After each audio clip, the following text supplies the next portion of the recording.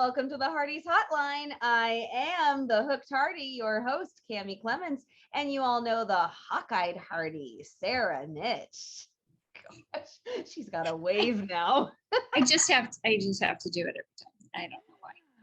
Welcome to our recap of season 9, episode 9, Recent Memory. Okay, so here's the question of the day, right off the bat, Sarah. Why was the title Recent Memory? I was going to ask you that. I don't know. Do you have any theories? So my one theory is that we're talking about memories of the mind. That is my only thought. But I was, when I watched it through for a second time to do this recap and I was looking through my notes, I don't really know. So do you have a theory? I think that's very possible. Yeah, I don't have anything better than that. Okay, well now here's one thing, and we can start off with this. Fiona is in distress through much of this episode. Yes, she's very uneasy. Very uneasy. And in the very beginning, when she comes back and she is talking about what went on in San Francisco, that's a recent memory. She's recounting it and almost reliving it. Yeah. Like, I've seen Henry's rage before, but never like this. Right. And then the whole Gilchrist thing, she's obviously reliving a memory that is not pleasant in the slightest.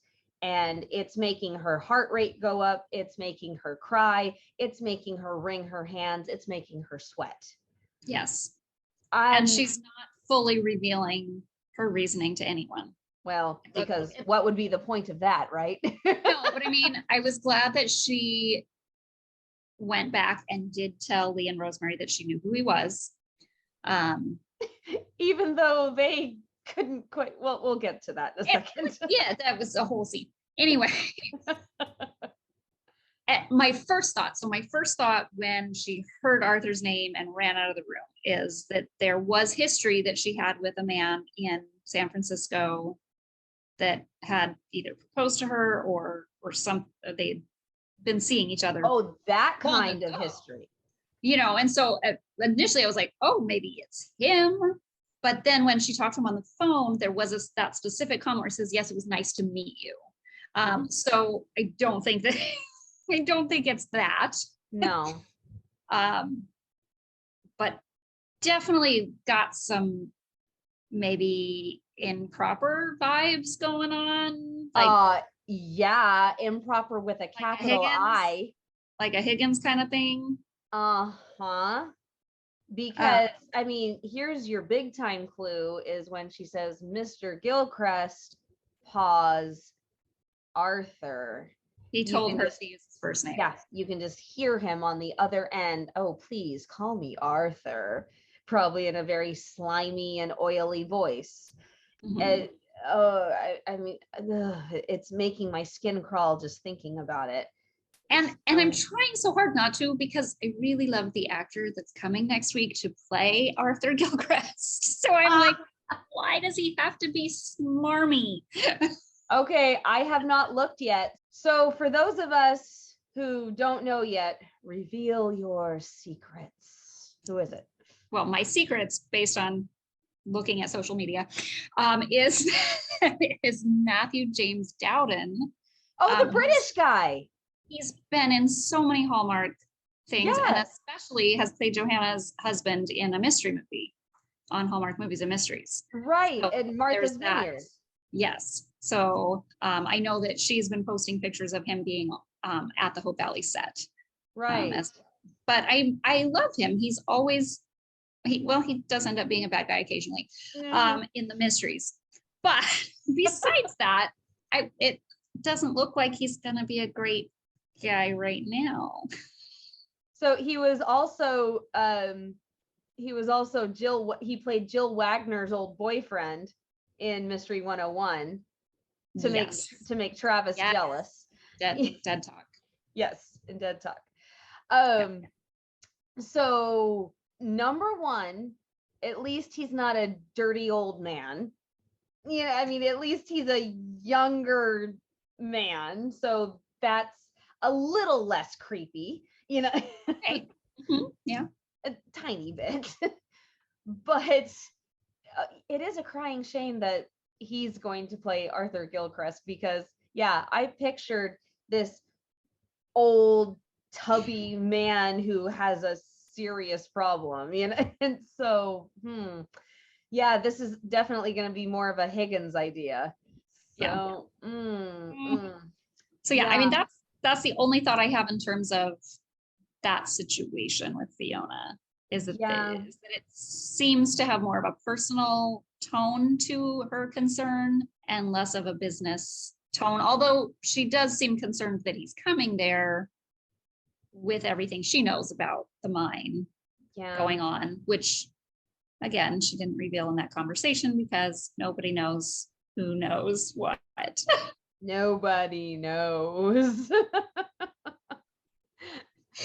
All right, well, we're there. So much mystery. Let's go to the mystery novel commentator, Lee Coulter, and his lovely wife. Can I just say right off the bat, as a fellow actress, Rosemary, you should be ashamed of yourself. You need to know your script. She was the worst actress in the whole show. Bill was acting better than she was. Come on, Rosemary. Elizabeth didn't have to do much, but even she was in character. Yeah.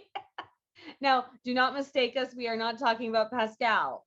No, Pascal was a fabulous actress. Pascal did fabulously. Was so stressed during that scene. I'm like, you are sitting in the saloon that Wyman owns now, talking about him.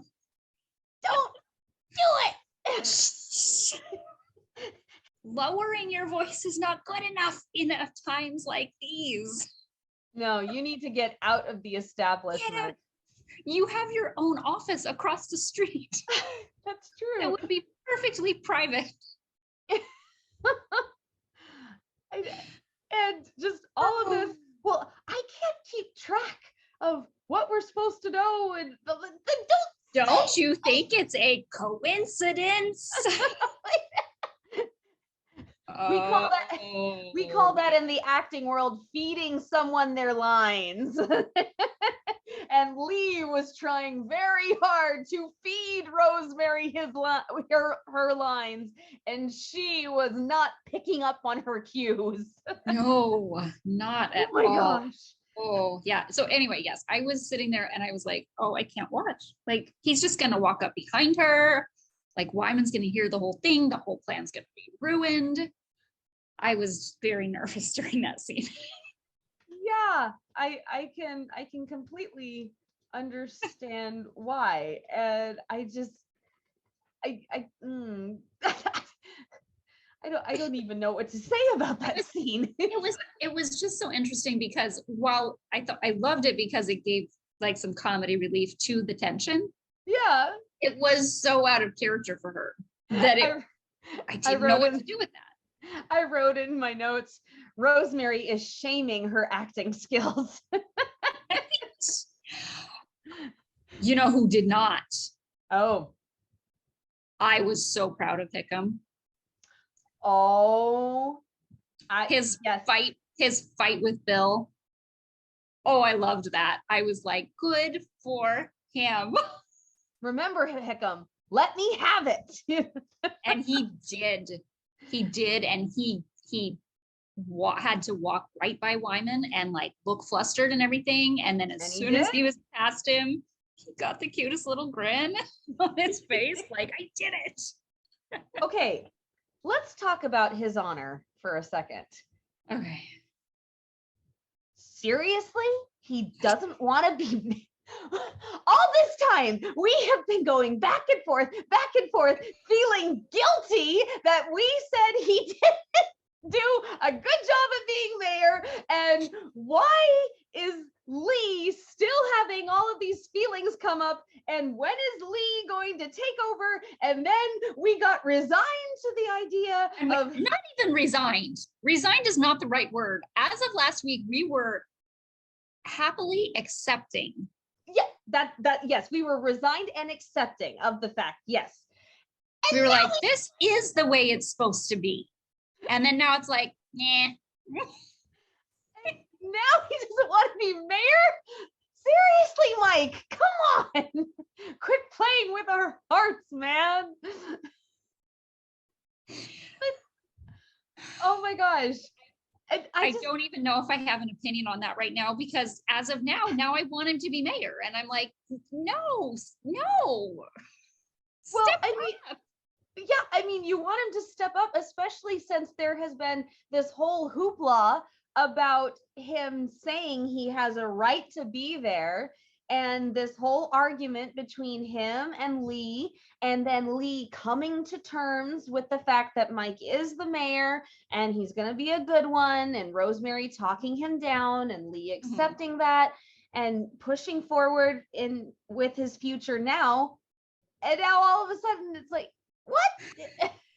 Also, so when I look forward at just little bits and pieces of what we know is coming, just based on storylines, right? Not just from previews and things, but there's this foundry coming to town. There's big bad guys plotting with the mine.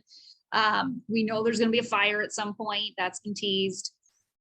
I don't see an outcome that makes a lot of sense right now with what I know, where he's not the mayor. Like, I feel like he's something's going to happen that he has to stand up and do something about, because he's currently the mayor, and it will help solidify him in that position. That's a possibility. Do you think that something will happen to put him out of commission? I know that has been your theory, and that could still happen. It's not where I'm leaning, but it's been one of my theories that something, that he doesn't resign, but something happens to him and he has I'll tell you, I would be better with that if that had happened before he started questioning his abilities. Now that he's questioning his abilities, I think that'd make me a little sad to see him be forced out and not get to even choose if he's going to step down or not. No, it's true. That would be harder to accept, I feel, even though it would take that decision out of his hands and maybe make it easier for him to step down without feeling like he's giving up.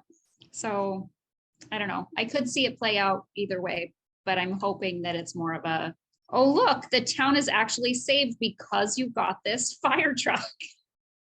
You are our hero. If you hadn't been mayor, all of this destruction would have happened because we wouldn't have had this. I'd be happier. I like that idea. It would definitely be happier. It would give him the shot in the arm that he needed. We hate to take shots in the arm out of tragedy, but you know, what doesn't kill you makes you stronger, right? Yeah. Speaking of Hickam, though, let's flop on over to another issue that I thought we were looking at Hickam and Faith. Guess not. What's going on here? I mean, I was so confused. I was like, okay. I am not 100% convinced that Faith is holding a torch for Nathan. I don't care what Molly says. I am not 100% convinced. I'm not either. Okay. But I sense a but coming. What is it? Well, I was going to say there isn't often something so obvious put into the script if it's not going anywhere, but I thought Hickam and Faith were going somewhere. So, and I mean, they still could. So recently there was a social media post, I think by Hallmark Channel, but it could have been from the When Falls at the Hearts specific account Okay. where they showed this picture of Faith and they about last Sunday's episode and said something about who would she choose. Hmm. And then there wasn't really a choice for her to make during the episode. That makes me wonder if something is still coming and something was posted early by accident about the wrong episode. Maybe. It just seemed like it didn't really fit with what the episode entailed. So then I wonder if there is going to be some sort of who does she like, or it doesn't really seem like Nathan's interested in her. No, I mean, the man put marriage on a to-do list. She kind of, but She kind in that sense, they're kind of in the same spot, but that Yeah. doesn't mean they should be in that spot together. Yeah, I can definitely see a possibility, Mhm. but every interaction that Faith and Nathan have had has been business or friendship with the possibility of it going somewhere if the inclination was there. Yeah. But I don't know. I'm still completely on the fence. And I get a very best friend, brother, sister kind of vibe off them currently. yeah, I mean, Nathan was being a gentleman. That's what because it looked like he and Spurlock were about to fight right there. And he kind of pats his shoulder and says, maybe another time. I was like, I think that Dr. Carter saved the day in a way that she did not even realize right there. I think she might have realized more than she let on. I think she was like, this doesn't look good. I'm going to stand here for a minute. Hi. Hi. Yeah. You're being watched. So, I mean, that's a very gentlemanly thing to do, to, when you're about to get into fisticuffs with somebody and then a lady appears, you walk away and start walking the lady and escort her to her destination. That's a very gentlemanly thing to do. So, and I don't think he could have been nearly as patronizing to Spurlock if there hadn't been a witness. I don't think it would have gone as well. Yeah. So true. But I will say that when Faith invited Nathan into the shop for a dish of ice cream, that kind of tipped me over the edge a tiny bit, saying, she's not in a hurry for him to leave. But on the other hand, neither one of them has anything to do with their night. They're both up. They're both there. Right. On the one hand, though, if she is interested in Nathan, I think that she knows her audience. I think ice cream is the way to that man's heart. Judging by his convalescing, his general favoritism towards ice cream, I think it will play well for her to have the keys. Yes, it does indeed. But let's take it on a bit more of a leading note. If she does have feelings for him, she's asking for trouble, because one of her newest and dearest friends also has feelings for him. That is very plain. And it's pretty plain that he has them back. Yeah. So that's tough. Friendship is hard on this show because a lot of the characters do kind of come and go. They aren't in every episode. Mm-hmm. And so I really feel like whoever's in each episode, they act like they're best friends. So like when May was there with Faith, they were all buddy. But then when she's not there, she's like hanging out with Fiona. And if Fiona's not there, like the friendship circle seems to broaden and shrink. Yeah, it seems to adjust as needed.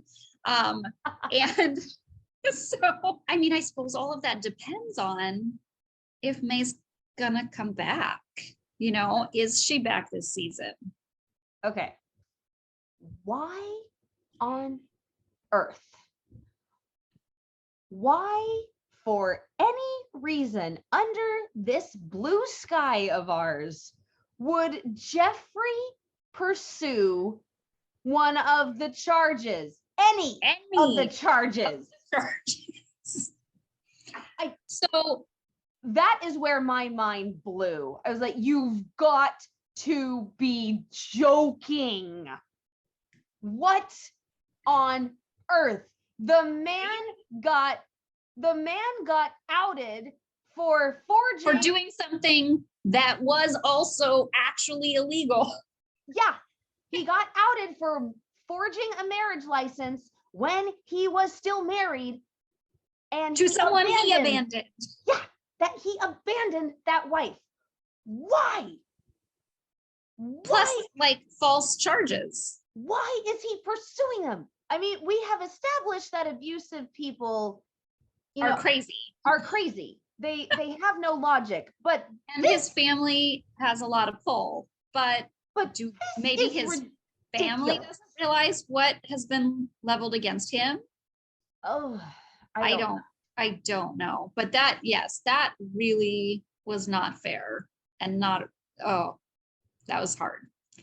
I love that May doesn't seem as bothered by it. She seems bothered about having to leave, but not about having to face him and deal with it, because I think she feels like she can be okay, because she knows that it has been proven. I'm sure that Nathan is still gonna contact the police there and be like, here's the evidence I have, like, so that they have it for court. I mean, if he didn't, then he is not a smart Mountie, and we all know that he is a smart Mountie. Yeah.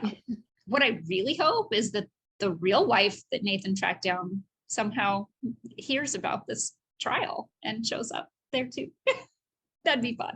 That would make things very easy. I have heard we don't see Geoffrey again this season, so we probably don't see the trial or have. Oh no, I don't think they would go all the way to Chicago. There's no reason to do that, but I do hope that we see May again. Do you think that we won't? I think that it set up as a potential exit, not knowing when she'd be back, at least for this season, and then leaving that open to if they decide they want that character back or not in a potential season 10. I mean, that's happened in other seasons where, people don't stick around the whole year. And then it's kind of like, and I would rather they do that than end the season on them being like starting a relationship and then have her not come back. Yeah. Shame. Excuse me. Yeah. Niall, come back. Now. We've got an established relationship with Lucas now. We're not for her, for Faith. Oh, I am still a little bit bitter that Shane and Faith kissed and had a very romantic connection, and then he was just gone. You're absolutely right. I really liked them together, actually, before the whole team infirmary thing. I thought they were quite sweet together. I agree.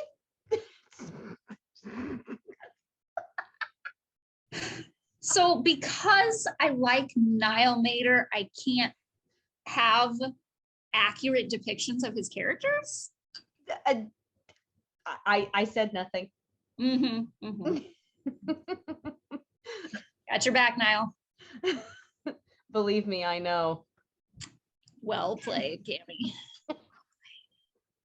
Oh my goodness. So I just want to say though, the look on Nathan's face when May left. Oh my gosh. Okay. Nathan and May have taken a little bit of getting used to for me, because I was very team Nathan, but I've gotten very accustomed to Lucas and Elizabeth, and I've enjoyed watching their interactions, and I've enjoyed discovering where they're going with the relationship. But I will admit that it took me some getting used to get on board with Nathan and May. But just seeing him standing in the middle of the saloon, hat in hand. Were you even going to say goodbye? Just waiting for her right there, and practically getting teared up because she's leaving, telling her that he's going to make sure that she's safe, offering to go with her. Oh my gosh. And yet not forcing it. Nope. Because of where they're at. So like when season 2, Elizabeth's leaving to go out of town and Jack just says he's going. Like, that's just, I'm just going. Mm-hmm. Like, that's different. They are at a different place in the relationship. It made sense that he was doing that. This made sense that Nathan was doing this and like offering, but not being forceful, not pushing, and accepting her answer and knowing that she was right. Yeah. With that answer. And that's a lot farther to go to Chicago versus when Elizabeth went to Hamilton. A lot.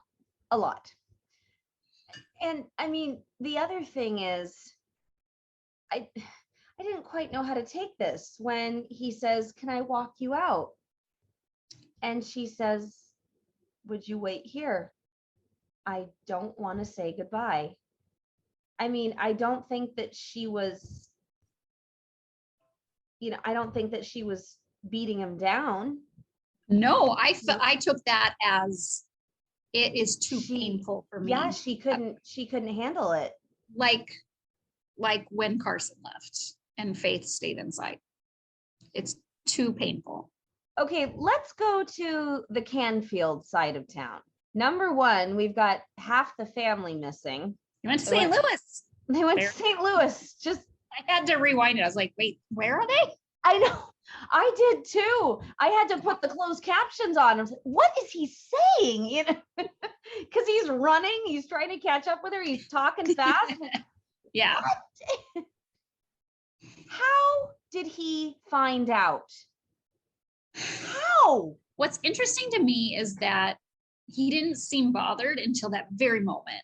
Like, I didn't see this like pent up, like, I'm frustrated. No, it was like he got a phone call. It was like he just found out.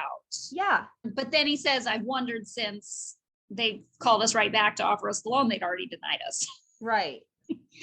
So I wonder if it was just seeing Lee helping in the cafe and being like, here's this person who has a busy life and they're offering to help me out. And that made him suspicious, maybe. And then it brought him back to his previous thoughts of maybe they did this for me. But that doesn't make sense.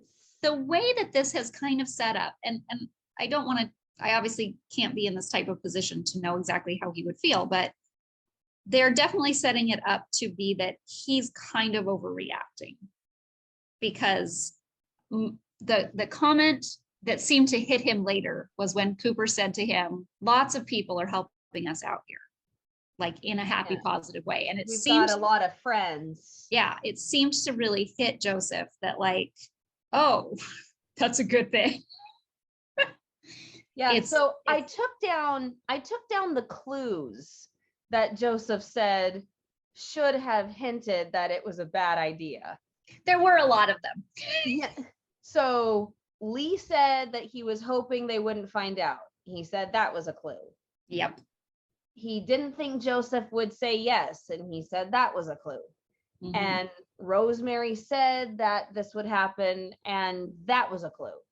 Yeah. So I don't know. I'm very conflicted on this because I want to know how he found out in the first place. Because nothing seems to have happened.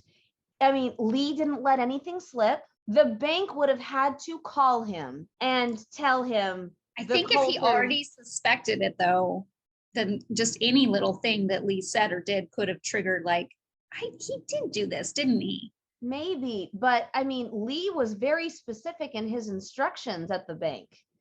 I don't think that the bank said anything. I think that Joseph is just smart. And they just told him no, and were quite obvious as to why they told him no, and that fact did not change. Yeah, that didn't change.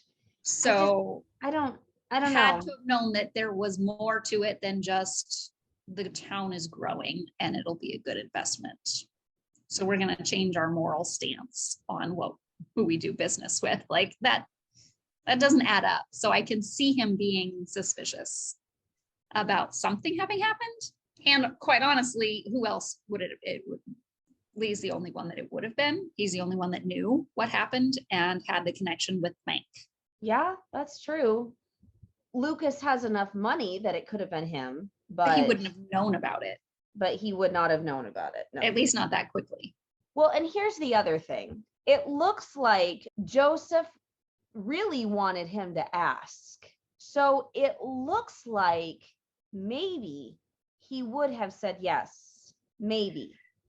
I don't think he would have. I think Minnie would have talked him into saying yes. Probably. She would have like reasoned with him and said some of her wise words that she does. And it would have taken some convincing. And I still think that'll be what'll happen. That's he'll talk about it with Minnie next week and she'll calm him down. But that's the biggest thing, is that Joseph wanted him to ask and not keep it from him. But I think he's also feeling like, especially because again, with the metaphor of him needing help at the cafe. Yeah. He didn't want help at the cafe either. He wants to be his own man. He wants to be his own boss. He wants to be responsible for everything and not have to ask for help. But then they're shorthanded and they need it. Same with the loan. They can't get it on their own. Here they can get it, and that can help them to get to where they want to be. And I think that is another metaphor for what's going on with Cooper, because Joseph brought up, is that how you see God, as being the big boss? Yeah. And then later, you're reading my mind, girl. Coop really starts to understand when he has to go fishing and Joseph can't because he's the boss and he has to go do things. And he's like, but you're the boss, so you don't have to do. No, sometimes that's more work. He's really starting to understand that being the boss comes with responsibility to other people. So if he views God as the boss, he's afraid of going to church. He doesn't want to go to church because he's this big boss telling him what to do. But it's really caring for everyone. And making sure that everything gets done. Yeah. So I saw a lot of different like mirrors in that storyline. All right. Let's move to this plot. What is going on with Henry? Yeah. Let's move to this plot that half the town was included in, except Nathan, the police force in the town. Okay, I do have to say that bothered me. I can understand Bill not telling him so that he could have actual reaction in front of Walden. Yes. He could have a real reaction. I can understand that. No offense to Nathan. I don't think he could have acted in that scene the way you needed him to. If he had known. He's too funny and goofy. I just don't see that being the perfect way to go about that. But then you leave the police out of this entire thing when the judge knows, the mayor knows, the teacher knows, the saloon owner knows, the next door neighbors know, Who run a newspaper. Come on. You're not going to involve Nathan in this? Well, I mean, they did at the end. The last 10 minutes. Hey, we need you to come by with a gun. and apparently your really smooth tricks. Whew. Oh yeah, the cocking of the gun in midair. Fancy gun work. Woo. Oh man. I don't know. Yeah, it seemed a bit far-fetched, but I definitely think it was for the reactions to really sell it. First time, yes, but well, I think a little bit longer too, because his reaction then at the saloon later, right before Faith showed up, just the whole thing, it was so much more tense, and I don't know how you would have done it otherwise. But I see your point as well.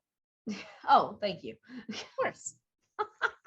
Okay, so now this is something that I thought was interesting. I am finally understanding why the coal mine is set to reopen. Yeah, that explanation made a lot more sense than the previous episodes. It took me a while to let it all go through my head correctly. But so what is going on is that the coal mine is looking to be reopened by Smith and the investors through the oil company. So as the oil company, they would open the coal mine.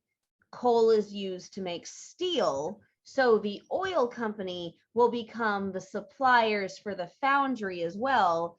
And that is why there's no construction going on at the foundry yet. Because it really seems like a really big elaborate plot. That is a huge elaborate plot. So do we think Smith and Wyman are actually working together? Oh gosh, I hope not. Like here, we've been coming at this the wrong way. We're like, which one of them is worse? Right. They're in cahoots. They could be in cahoots. They could be plotting the whole thing. Yeah, well, now Wyman's in jail. So I wonder. So let's talk about Bill's cleverness for a minute here. Filing the notch in the gun when he confiscated it. That is so a Bill Avery thing to do. He's the James Bond of Hope Valley. He really is. Okay, something else. During Elizabeth's day of beauty that didn't really last very long because of all oh my gosh. Okay. Rosemary tells Elizabeth that Wyman is a suspect for the murder of a hotel owner in Brookfield. Okay, that's what I heard at first too, but if you go back, it's attempted murder. Somebody corrected me on Twitter because I flipped out. I was like, does this mean that Ronnie is dead? Yes. If you go back, it does say attempted murder. I went back. I didn't hear. No, I know. I had to do multiple times. Okay. I swear it says attempted murder.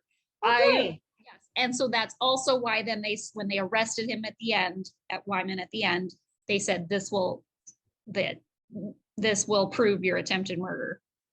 So I thought initially that when he said that, when they arrested him, that they were talking about just now when they're all like shooting at Nathan and shooting his hat right off.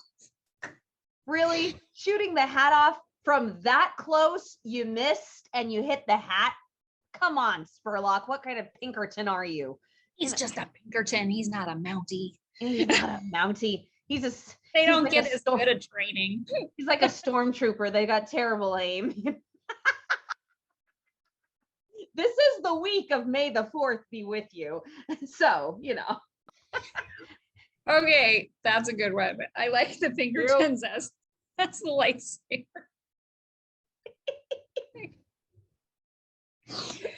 Okay. Moving on. Okay, but yes, I have in big bold letters, Ronnie's dead. Yeah, no, I tweeted that immediately and everybody jumped on me. They're like, it said attempted murder. And I'm like, really? I didn't catch that. But yes, that freaked. It has to be Ronnie. There's only one hotel in Brookfield. There's one hotel. And he's the only owner. Yeah. I was like, is this their subtle way of telling us that Ronnie's not coming back? It's like, apparently Neil Crone is off the show. Maybe that was their subtle way of telling him, like, sorry, we're gonna have you back. But luckily, correction, this was just us jumping to conclusions. Attempted murder. So apparently Ronnie was shot by Wyman. And almost died or with the intent to kill him. Yeah. Wow. Yeah. So we have to gain Wyman's trust and make him think that Bill is working with him since Lucas is no longer considered an ally to him. He buys the Queen of Hearts. Well, he doesn't actually. He gets some sort of trick. And I think that's the interesting part. A quick claim deed. A quick claim deed. Yeah. That's why I said he buys the Queen of Hearts. Yes. Yeah. He gets a quick claim deed, and Bill says that he can help him get it for nothing. So doesn't look like any money has changed hands. So that makes arresting him easier. You know. Well, and it makes it easier for Lucas to actually legally still own it. Yeah. And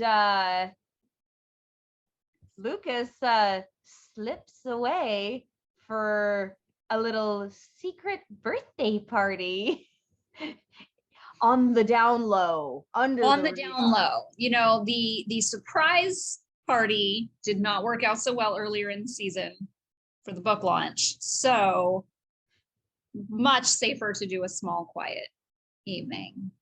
Did you find out what Gustav said in French? No. I did not either. Okay, any of you Hearties, I'm sure by the time this airs, it will be circulating everywhere, but we don't know right now. But we don't know right now at the time of this recording. We need to know what because Lucas turns around and says, "Did you just dismiss the fact that I speak French?" I'm like, did he insult him? Did he call him something that is not considered polite? You know, I mean, what? Yeah, something a cousin would do. Yeah, right. Which brought me to, so Wyman obviously doesn't know that the chef is his cousin because he's all like, still operating the business. Gustav had to have been there making food. Had to have been. Oh. Wow. And so then was Gustav also in on it? Who else? You know, he probably knew before Nathan also. Why not? And apparently somebody else was making food. The man can cook too? The only thing he can't do, this man can do everything. Only thing he can't do is sing on key. Only thing. Every single other thing on earth, he's on earth, huh? Master at. He can do it. Have you seen him screw up anything this year? No, but I haven't seen him sit down at the piano either. Okay, fine. Everything he has tried. But as Sarah tweeted, except for win a motorcycle race. That too. May I continue now? Is that okay? Yeah. Oh, okay, thank you. And as Sarah so adorably tweeted on Sunday night, that was the most out of tune yet the cutest birthday song ever. But who can sing on key when you are singing with a 3-year-old? Honestly, I mean, I'm a singer, and when my 4-year-old is singing, like, I can't even do it. I completely lose the key because he's all over the place. So yeah, totally. So we have this clandestine birthday party / hideout / harboring a kind of fugitive. I mean, happy birthday. What woman doesn't want to harbor a fugitive on her birthday? Yeah, she's really, yeah, she's attracted to the bad boy type. Yeah, it kind of went a different way this year. Yeah. Could cook her dinner and cupcakes. Yeah, and he orchestrated a surprise. Yes. Which, I mean, I've been trying to get my husband to orchestrate surprises for 14 years. That these two aren't even married yet, and he's already orchestrating surprises. You know. Yeah, I really just love his interactions with Jack. It's just they are getting sweeter and sweeter and sweeter. And I mean, when he says, Number one, when he says, I'm going to make sure that nothing happens to you or my little buddy, and just kind of looks up the stairs. And then I know very few men who would wake up that happy when their stomach has been jumped on. It's the first time of many that this will happen to him. I think he will not be as pleased as it continues. It's the first of many. It's the first of many. I think he will grow to, not Expect care. it. Yeah, it won't be quite as cute the 300th time. And he's probably going to learn to sleep on his side. I don't know. Well, I mean, hopefully eventually he won't be on the couch. So that's a tiny couch. Oh my goodness. That's Like, a at that point, chiropractor. At that point, I would have slept on the floor. That's a tiny couch. I know that's a chiropractor's visit waiting to happen. Yeah. So lots of fun things happened in this episode, but the best line from Lucas really is when they're talking about their past. She's sharing fun, happy memories from her childhood.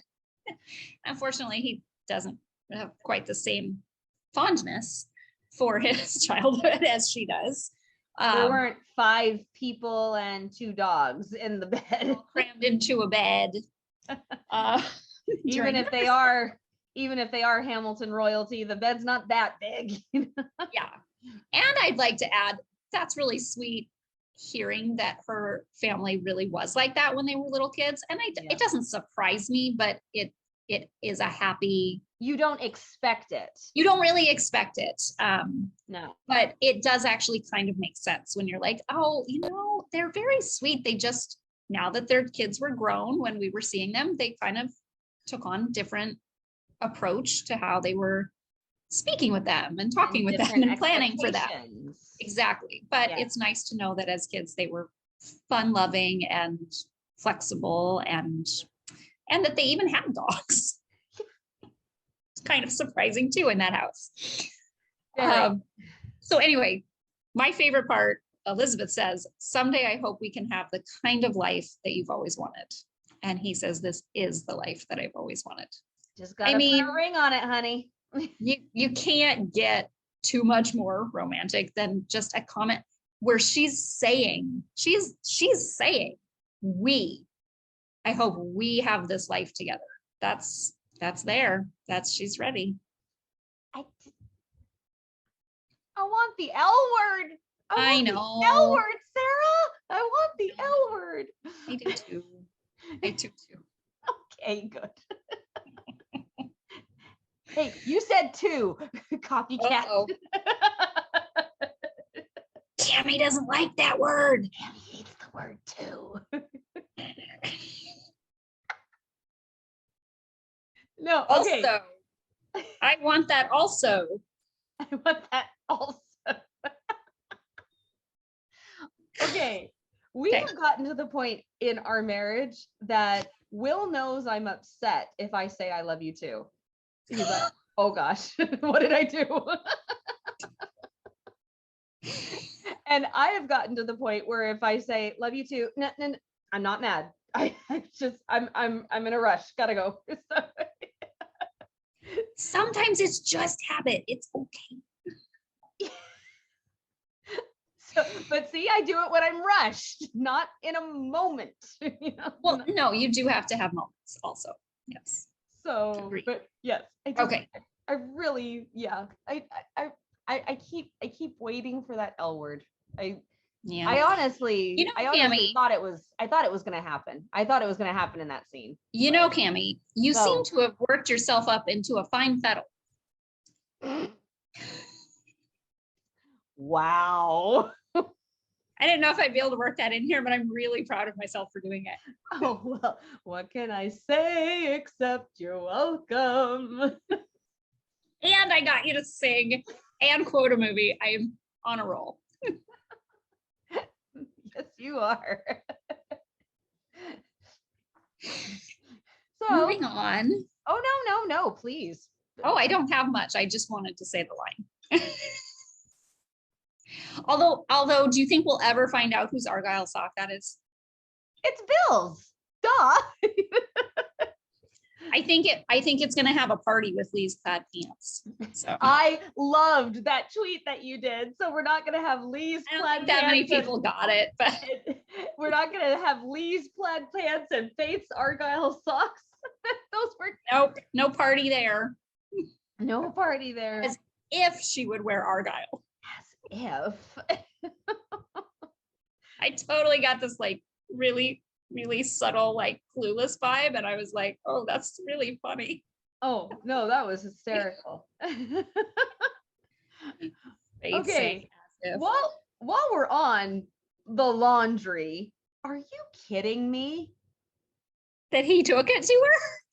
That he I'm not gonna. expected Florence to wash his laundry to show him the machine worked so that he would buy it then?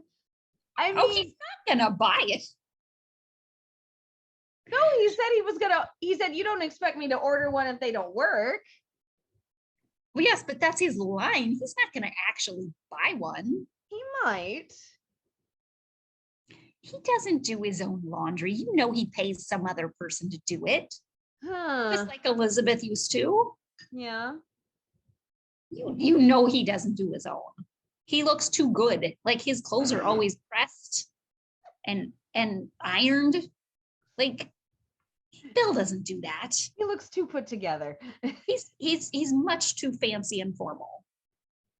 People like that do not, single men like that in Hope Valley do not do their own laundry. Gowan, do you see Henry Gowan out there like steaming his fancy coats? But Gowan's Gowan, you know. At least he was, you know, when he was running the town and being the sinister devil that we didn't like. So, but now, you know, he's actually looking a bit more disheveled. Well, there's that. Okay, now he's doing his own laundry. There you go.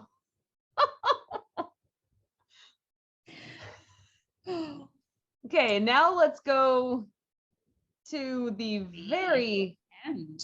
Yes, the very, very baffling, action-packed, confusing. Couple minutes here. We've got mysterious end. Shootouts and arrests, and then conspiracy. I really loved the line. I gotta say, I really love the line. I find it ironic that I'm defending Lucas. Right. That's a really, really good line because they're getting better, but they're not best buddies yet. Yeah, and no, it would still be out of character. It would be very out of character. And quite honestly, it's odd that that Bill is so against him in this moment. Why would he? Lucas? Yeah. Why would he? Like, I get that he's trying to build the case against Wyman, but why would he assume that Wyman's telling the truth and not Lucas? I have no idea. And yes, the door was locked, but someone as slimy and as conniving as Walden and Spurlock put them together, that was such a job. That was a plant job. Not to mention, it almost sets it up perfectly because when they're standing there, he almost like tried that door in front of Bill just to establish with Bill that he knows it's locked. Uh-huh. I'll get somebody in the morning. Yeah, I'll get a locksmith in the morning. He's almost establishing that there's no way I could have been in there. It was locked all night. Mm-hmm. When clearly he just picked the lock himself. Like, he picked the lock. Everybody picks locks. Well, especially a lock back then. They weren't exactly hard. You know. Like, I'm serious. Like, when's the last time you saw a TV show where somebody didn't pick a lock? It happens all the time. Because these people watch a lot of TV. Well, I know, but I'm just saying, like, as the viewer, I'm looking at it going, and? So what if it's locked? Just because I can't pick a lock. Almost was locked in my classroom at work. What? When I got to work today, I couldn't get into my classroom and I was like, this key is not working. Like it just, I don't know what happened. I'm hoping it's not an ongoing thing. But I told them today, I was like, I almost couldn't get into my classroom. You guys might want to check this lock. It's not working. So yeah, I don't know why Bill took Wyman's word or took the evidence at face value. I mean, I get after you see the evidence, that's hard to deny. A little bit, yeah. But at the very beginning, I was surprised he started from that high level of scrutiny. that there was that level of suspicion. Why would he do that? Good for Elizabeth for kind of calling him out on that. Like, and you're believing him? Yeah. Let's talk crazy. about this, Bill. Like, this isn't just some random guy in town. This is a guy who's been here 3 years, has been an upstanding businessman, and is now in a serious relationship with, let's face it, come on, Bill, one of your best friends. You're her child's godfather. Although it could be the opposite take, is that he's putting more scrutiny on him because of that. And he's trying to protect Elizabeth. Yeah, that's very true. And we end the episode with Nathan finding ledgers. But I mean, now here's one thing. They're closed books. Did Nathan look inside them off screen, or did he just kind of glance and say, oh, that's them right where Wyman said they would be? Wyman wouldn't have gone to the trouble of saying something was in there if it wasn't there. I know, but are we being too hasty? Because there could be some, but it still has to be something that was planted. Because of course it's planted. But I mean, at the point of the episode ending, we do not have an open book. That's very true. He probably looked inside, but yeah. My big thing is, are we going to meet Jeanette at some point? I don't know, because it's very suspicious that she's disappeared. How could she have disappeared? And I'm almost like, this is very intriguing to me. She works for the Treasury? Yeah. I don't know that we're talking about the same Jeanette as the dress shop that went up in flames. That's very confusing, isn't it? Because it was supposed to be the same Jeanette, I thought it was supposed to be the same Jeanette, but It'd be really odd that he was such good friends with two people named Jeanette.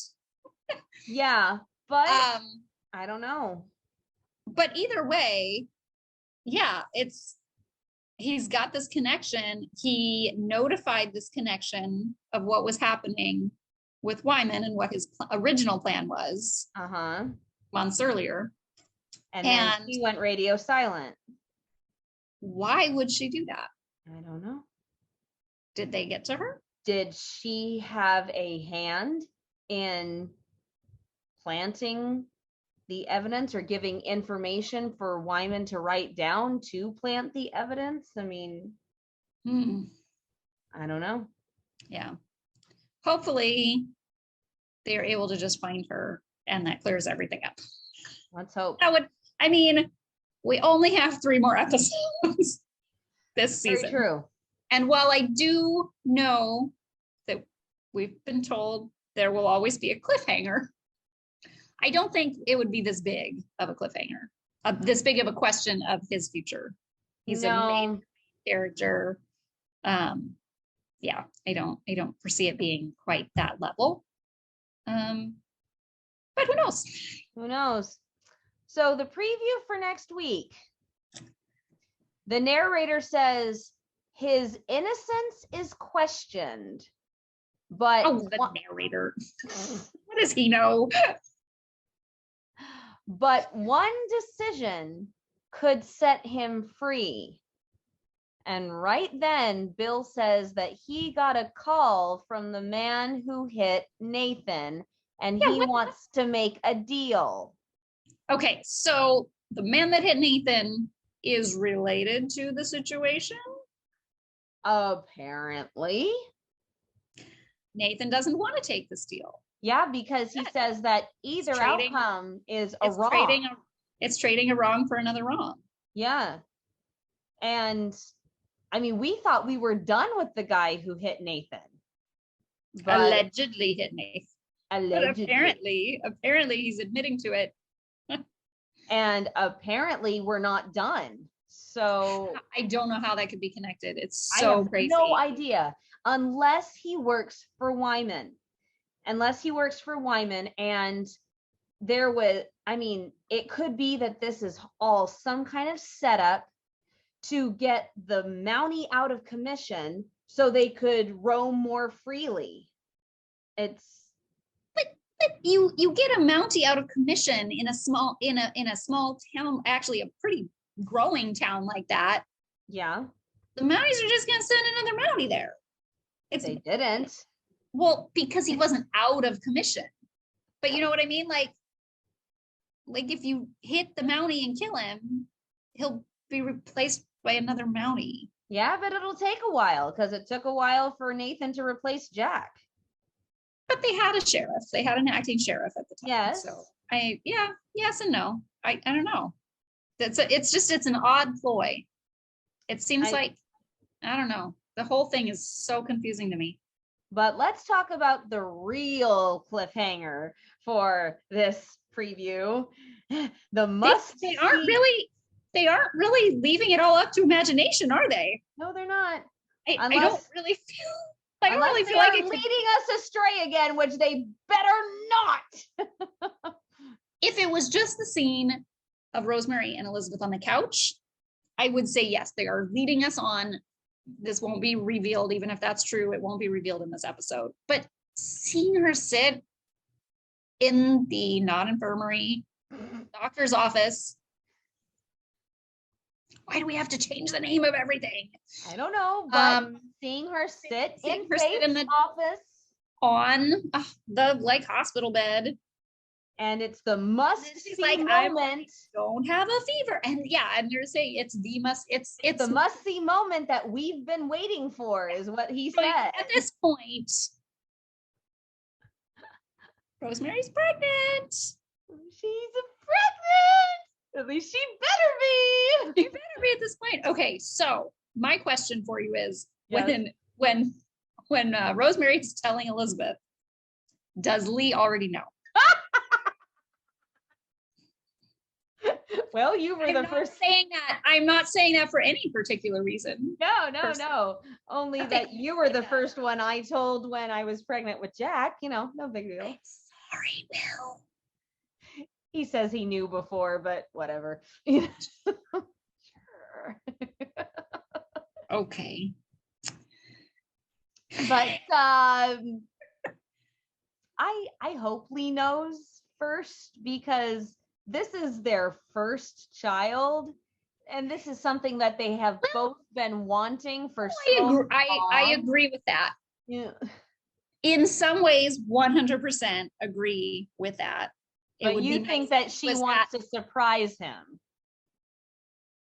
You think that she wants to spring it on him? I think that she either wants to surprise him, or she's afraid to tell him because she knows something could happen, and then she doesn't want to tell him too soon. Doesn't want to get his hopes up. Something like that. And I also think that there could be some amazing humor in him not knowing for a little while.